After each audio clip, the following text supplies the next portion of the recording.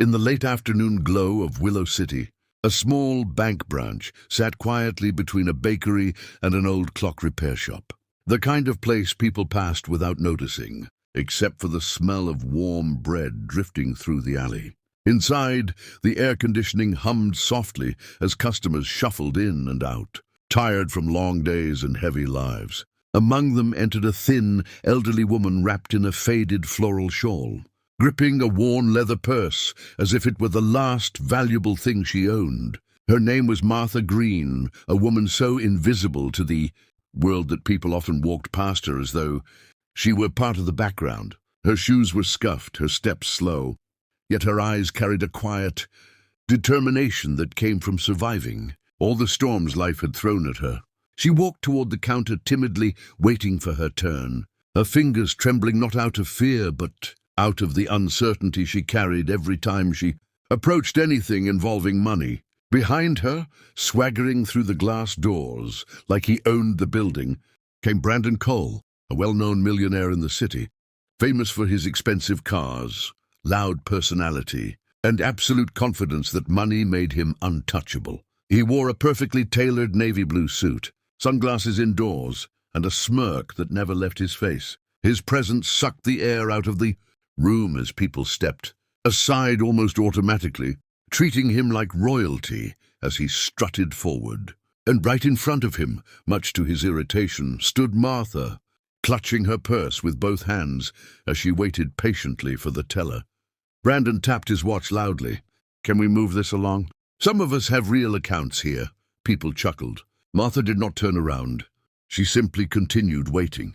The teller called, "Next, please," and Martha stepped up to the counter with slow, careful movements, placing her purse gently in front of her. The teller smiled politely. "How can I help you today, ma'am?" Martha cleared her throat softly. I just want to see my balance."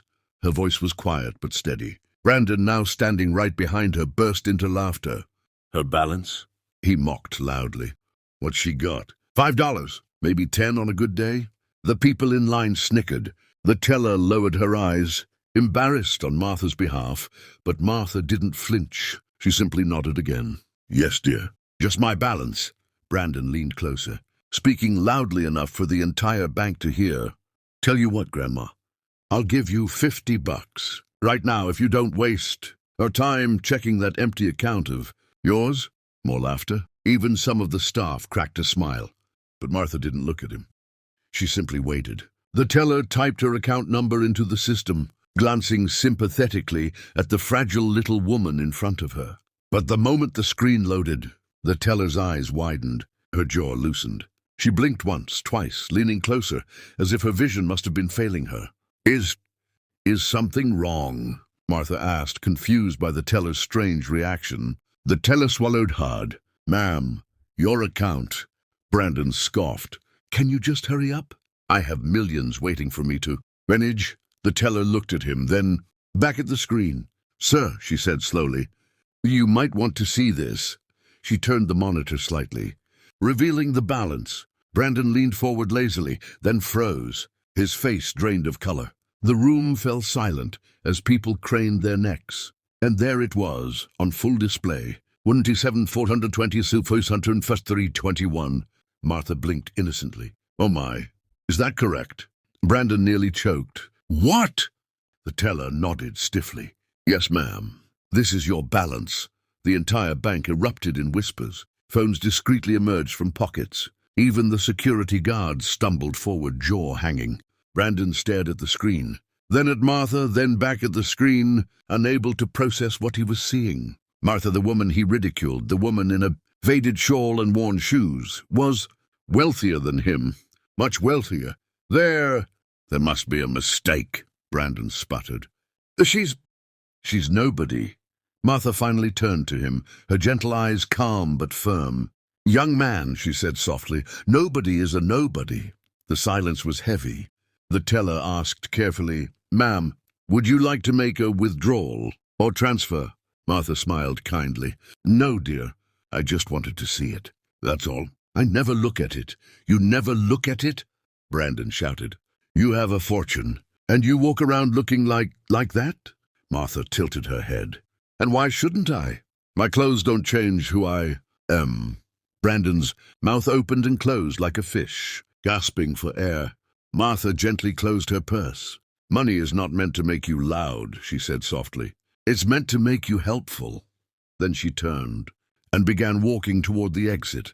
The entire bank watched in awe as she moved past them with quiet dignity. Brandon, who moments earlier mocked her, now stumbled after her. Wait, I didn't mean what I said.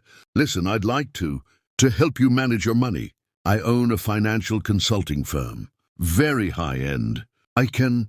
Martha stopped and looked at him with a gentle smile. I already have someone managing it. Who? Who could handle that kind of money better than me? Martha held out her hand. From her purse, she pulled out a simple photo.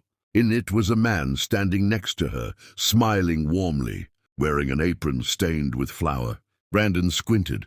Who is that? My husband, she replied. He ran the little bakery next door. He's the one who built our fortune. Everyone turned to stare at the humble bakery visible through the bank's glass windows. Brandon stuttered. But that place sells bread for $1. Yes, Martha smiled. And love for free.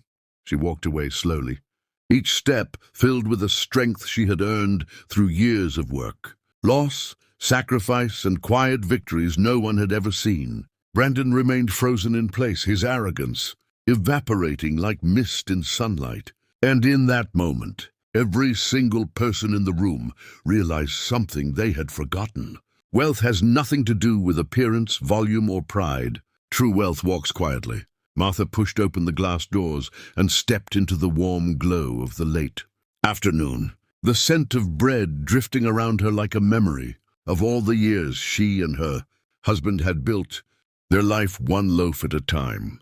As Martha walked away from the bank, the evening sun wrapped her in a warm golden glow, as if the world itself was bowing to her quiet strength. Behind her, the millionaire who had mocked her stood frozen, realizing too late that true wealth was never loud. It was humble, silent, and carried by those who had earned it with their hearts, not their mouths. And as the glass doors closed behind her, one thing became clear: nothing in Willow City would ever be the same again.